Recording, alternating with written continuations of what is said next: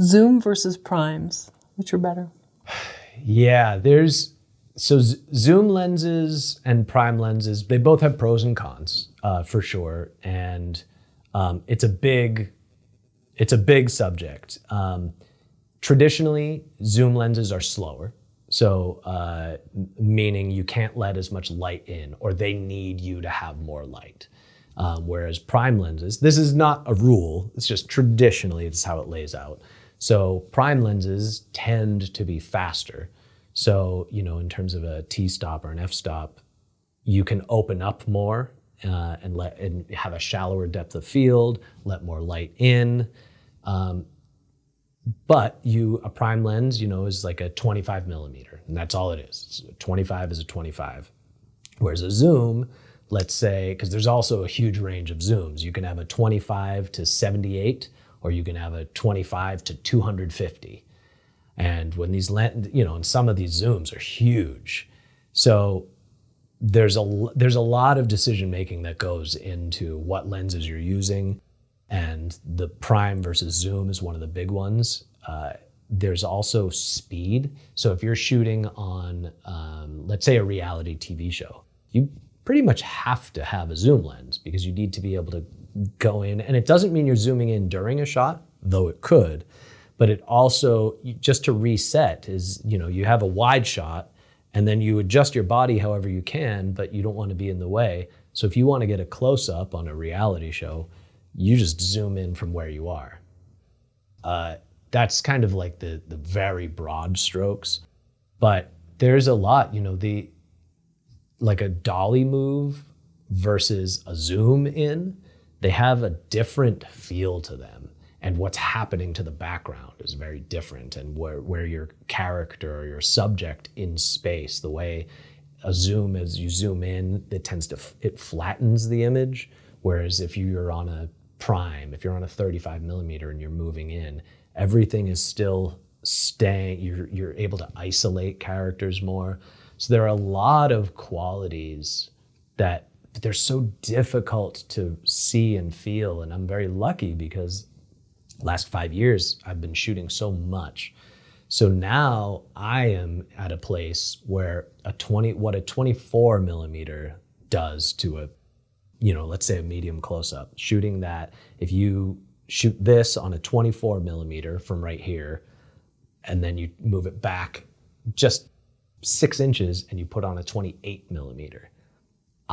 For me, there's a big difference between the two, but it's taken just hours, so many hours on set and looking through different lenses and watching their effect is what it does to the image. Some of it you can explain, like if I'm moving my hands and I'm on a 25 millimeter, it's going to be exaggerated. My face will be a little rounder. What does that mean? It makes me feel maybe a little more silly or a little more cartoonish. But if you move back, and even though the top and bottom of the frame are exactly the same on a 50 millimeter, none of those things are exaggerated anymore. It's almost a little like a 50 would be normal. And so that becomes a tool.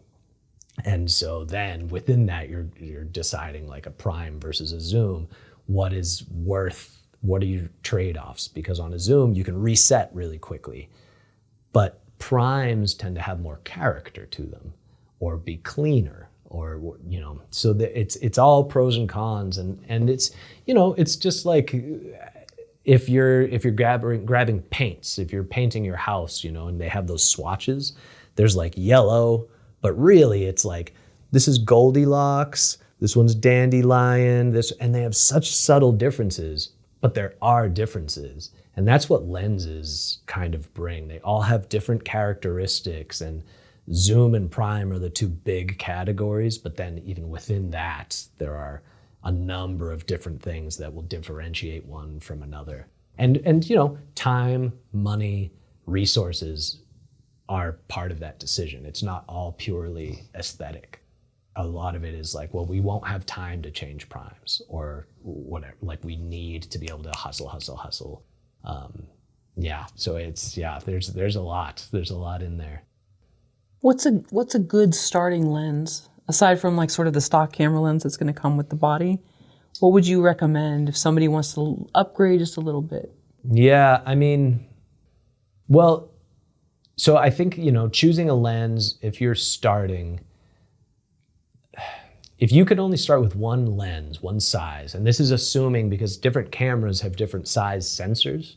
So a 35 millimeter lens the lens is always the lens, but if your sensor, like our phones have a very small sensor. So a 35 millimeter well, that's maybe a bad way to start that. A 35 millimeter is always, the lens is the lens. But if you have a large sensor, then a 35 millimeter plays very wide. And if you have a smaller sensor, then a 35 millimeter plays a little tighter.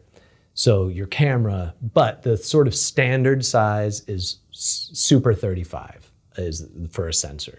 So that's what most things are. And I would say, assuming you have one of the more common cameras, that I would choose between a 35 or a 50 I would lean 35, but I know most people would lean 50. And I think that's because they're close-ish to our vision, or at least that's how people say. Because really, in reality, if you pay attention, I'm looking at you, but I can see my peripheral vision is pretty wide. So you could argue, oh, that's a 25 millimeter. But my attention is really on you. And you could argue that that means that I'm not really watching the outskirts. And so really that's a 50 millimeter.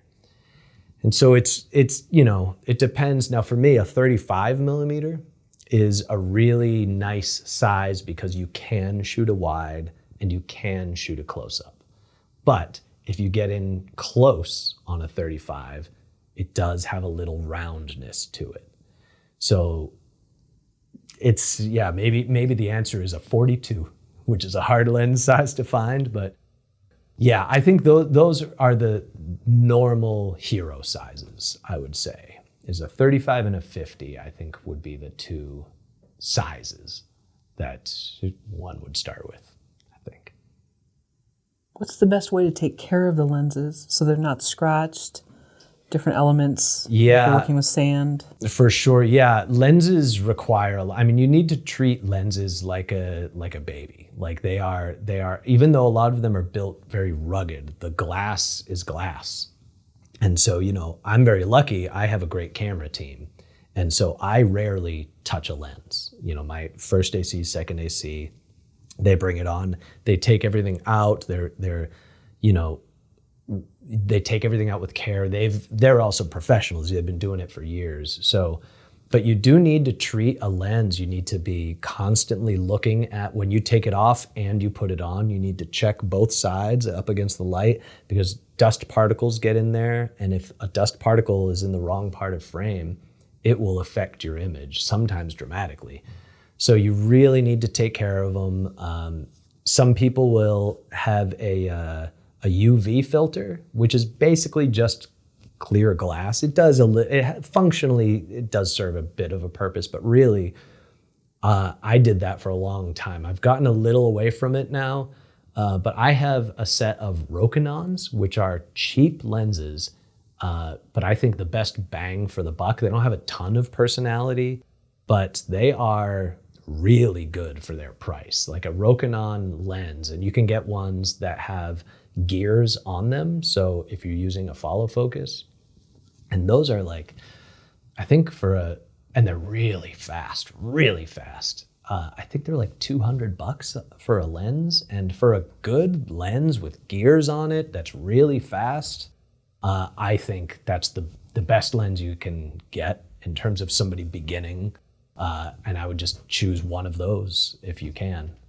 And yeah, I think that's where I'd start. I still have mine, and they used to have those filters on top in terms of protecting them.